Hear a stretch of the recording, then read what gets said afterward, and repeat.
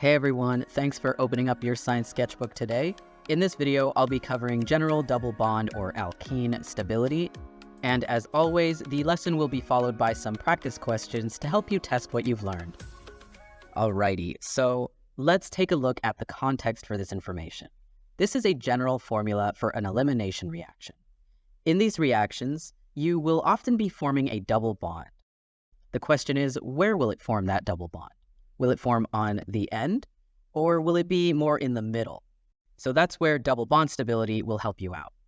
So the main factors I'll be talking about for alkene stability that will help you with your elimination reactions include 1, the number of substituents coming off the double bond, and 2, whether the alkene is trans, or E, versus cis, or Z.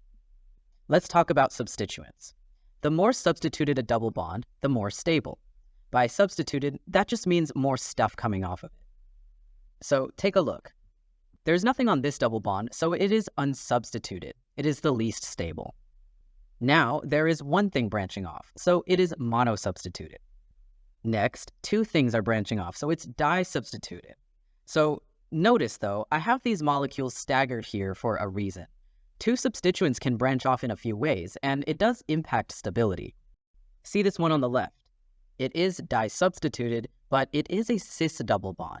So it is less stable than the following, the trans double bond. I'll be giving you some context on that in a moment. And finally, this one is considered geminal, where they branch out of the same end. You can think geminal as in Gemini, like twins, by the way. So that's the order of stability for disubstituted. Beyond that is 3 things branching off, so trisubstituted. And finally, the most stable of all, tetrasubstituted, with 4 substituents branching off. So let's look back to that elimination example.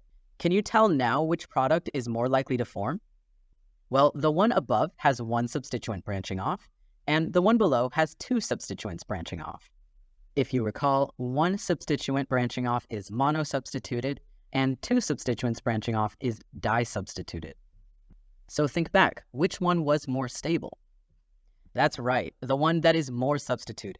So as you go forward into elimination reactions, you'll have better success in predicting the stable major product. Awesome, so feature 1 has been addressed. More substituted, more stable. Now let's take a look at the second factor, E versus Z. So you may have seen molecules like this where it is clear that they are either trans, now given the notation E, or cis, now Z. Let me remind you about the comparative stability. So trans molecules have these equal opposite dipoles that help keep the molecules balanced, less polar, and thus more stable. Cis molecules have these dipoles that are moving in the same direction, creating a sort of additive effect where the molecule is more polar and less stable. So let me show this to you in the context of an energy diagram, because you might be asked about it in a more experimental context. So look at this energy diagram. In this case, you can see that a trans molecule gives off less energy during hydrogenation than its cis counterpart, all right? You can see in these molecules here that the trans molecule gives off 115 kilojoules per mole, while the cis molecule gives off 120 kilojoules per mole. So the difference between these 2 values is 5 kilojoules per mole. This basically means that the trans molecule is 5 kilojoules per mole more stable than the cis molecule. So again, nothing to overcomplicate here or memorize. It's just a quantitative view of their relative stability.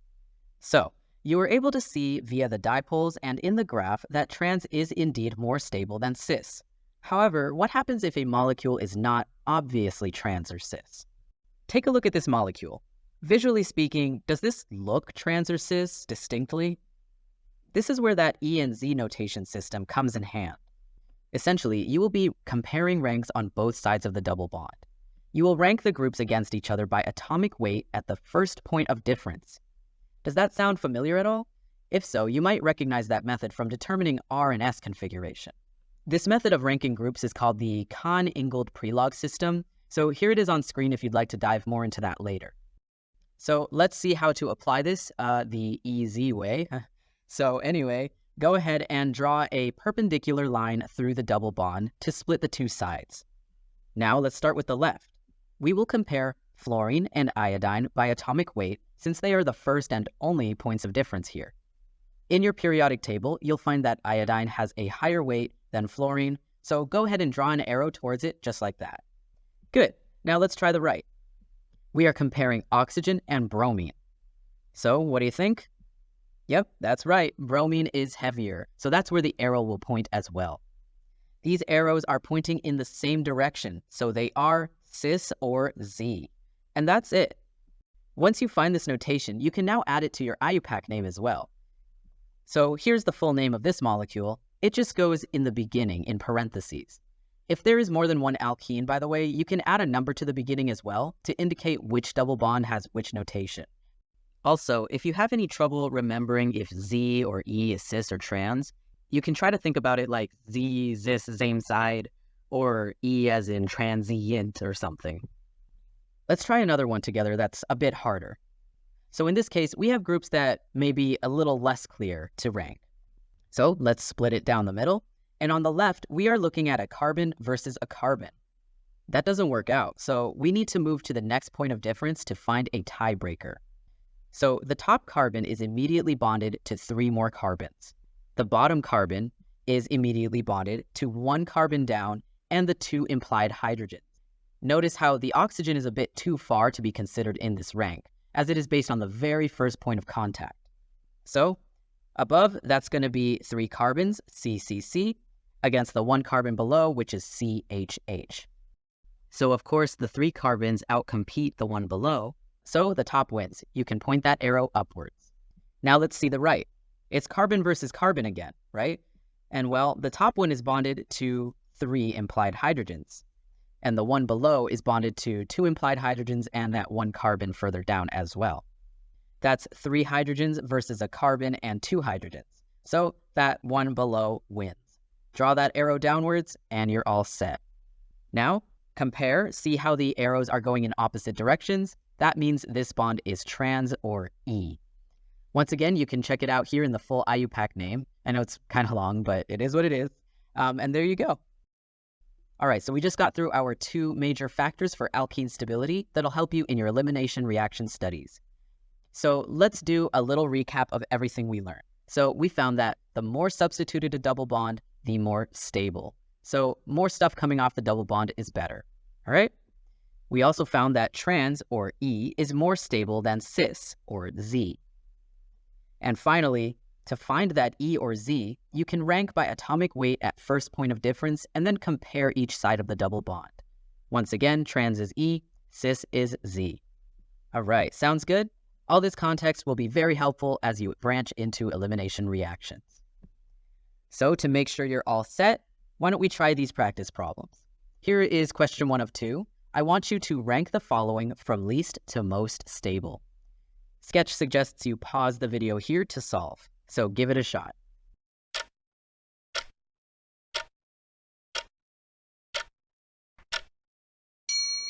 Awesome. So let's see. Did you read that question carefully? From least to most stable. That means the less substituted, less stable molecules should be shown first. So let's take a look. And there they are in proper order. From mono-substituted to tetra-substituted, this would be the order from least to most stable. Awesome job. So for this question, I want you to designate each alkene as either E or Z. Again, Sketch suggests you pause your video here to practice, and we'll come back for the answers.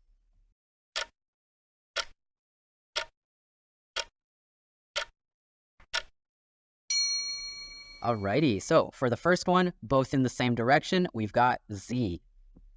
Next one has 2 alkenes, so the one on the left is E, and so is the one on the right. Next, we've got Z again, 2 in the same direction. And finally, this one was a trick question. You are unable to rank 2 equal groups with no tiebreakers anywhere. The 2 CH3s are equal, so this is neither cis nor trans. Once again, amazing work. All right, so that's it for now. If you want to learn more, you can try another page of your science sketchbook here on my channel, and I hope to see you soon. Bye.